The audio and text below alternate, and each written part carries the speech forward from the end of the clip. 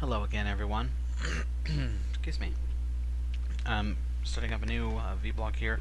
This is going to be a little different than the last 12 parts you saw. Not going to be quite as like a LP commentary almost thing like we did last time. It's going to kind of be broken down, split up, fast forward, more of a standard vblog format as I'm getting into it.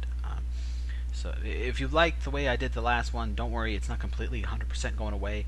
I'm still going to be talking with some stuff in real time when I'm actually doing it. Some stuff will actually be done in encoding because I'll be doing it in Premiere this time instead of going straight to ABS encoder and just doing it that way.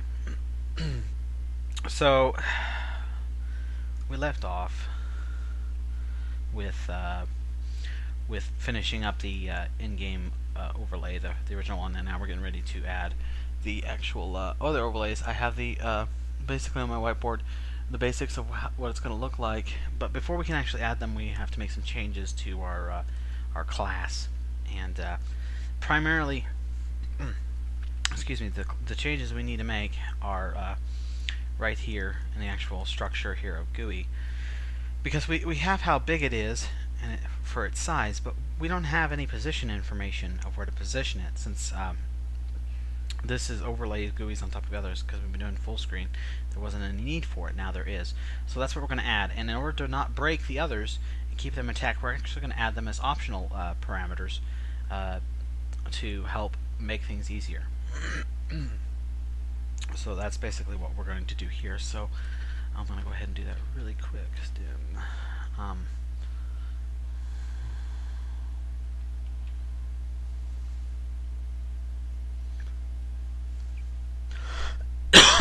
Excuse me.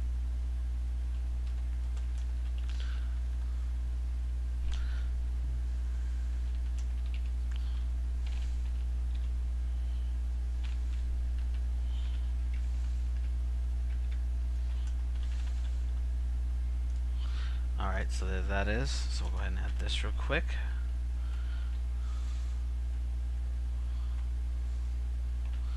Oops, my bad. It should be like this.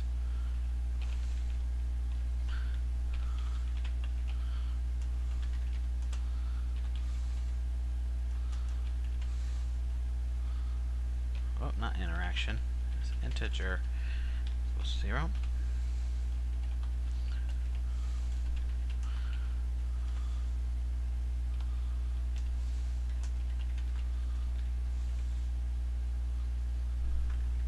Alright, now the reason we have to put values here is that way if since they're optional, if we don't use these, they're by default 0.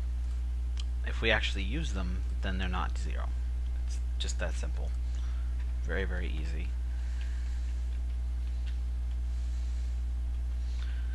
And let me just go ahead and set them in there, and that's it. That's simple. That should take care of it. The position is always 0, 0 when we're doing full screen because it takes up the entire screen.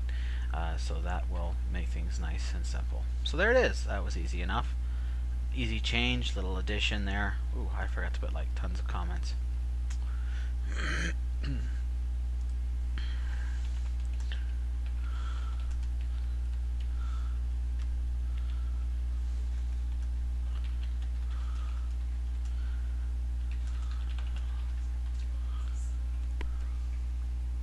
Cool. It's okay. I can edit it out. Go ahead and go.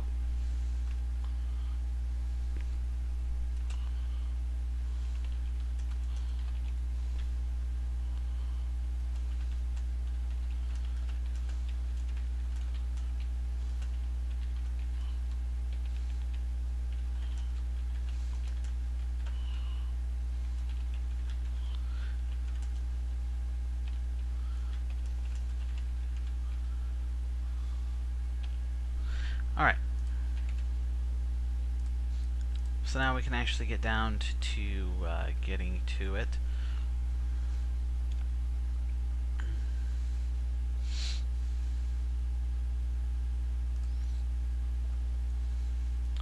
We need need to, of course, load it.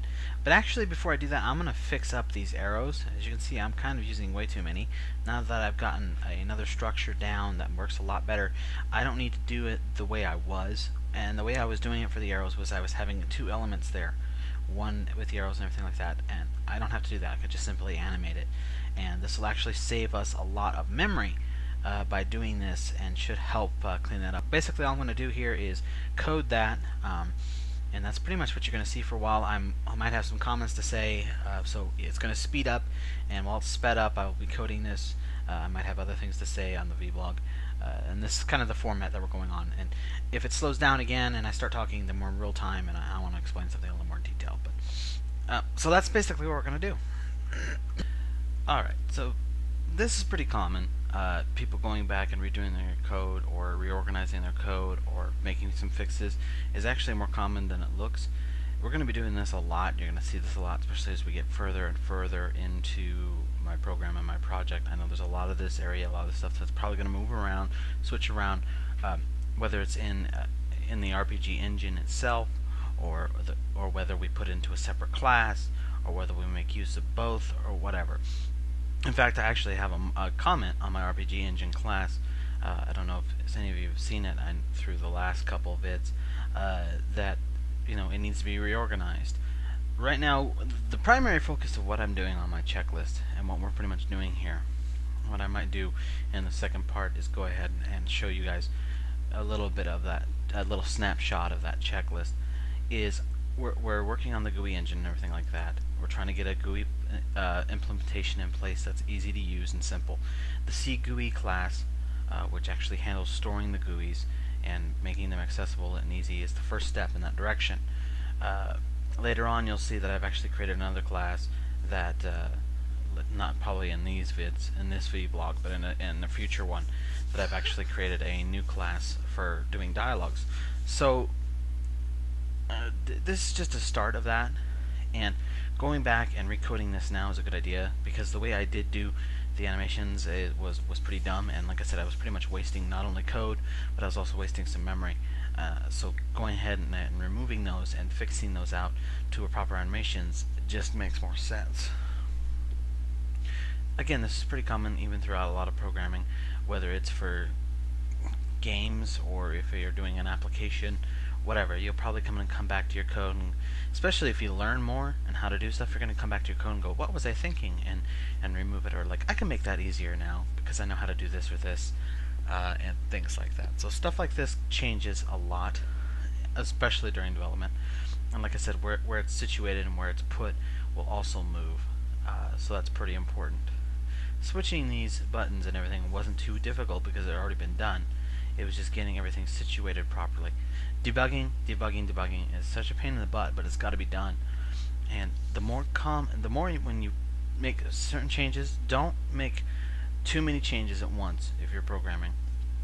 I've definitely found that out. That's a common mistake, because if you do that and then you go and debug it, you're going to get these errors, and you might have a whole line of errors, and you might not be able to figure out what part you entered caused it. That's always been a big problem for me personally. So that's probably why you see me debug so much, even after just little additions or little changes. As soon as I can debug it, I can actually run it, check it out, I will. And it's become a really good habit. It's actually probably one of my best programming habits, some would agree. It's not so much that I'm not comfortable with my coding and how I'm doing things. I just want to make sure everything's working like I think it's supposed to in my head. And so by actually running it, checking out, making sure things work, it does. And sometimes you find little errors or little bugs that you didn't expect or you missed, and you guys have seen me do that in the last few videos. I hope you guys like this new format. I think it's going to work out pretty well. Sometimes we're going to be doing straight shots like this, where we have me talking in real time from the actual video, and then we'll have sped up code like this, or me actually working and me talking over it.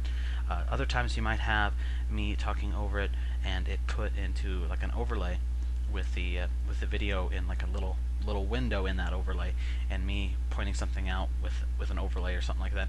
And sometimes I might just do straight coding, you guys watching, and just having some music depending on what it is. So this of course is part 1 of this vlog. I'm not sure how many parts there is right now. I probably will not know until it's finished, but I hope you guys like it. Remember to of course comment and rate, and of course you can subscribe if you like it. But don't go nowhere. There's still definitely more, and you guys can let me know what you think. Of course, whether it's on my YouTube page, whether it's on my blog, or whether it's on the forums at oh Lord, totally forgot the name now. I'm horrible. I want to say Reactors Forge, but that's so wrong. I would have to stop and figure out what it is, and I just don't want to do that. I'll get it in the second part for you guys. Look at the proper name, and of course I'm going to have a link to those forums in this description for you guys as well. So basically, once I have that all set up and working properly and fixed, I'll go ahead and move on to doing what I need to do, and we're going to get ready to pretty much put overlays on top of overlays. And it's a big deal. It's definitely something that hadn't started before. Also, just a note for these vlogs in the future, well, I'll get to it in part 2. Stay tuned.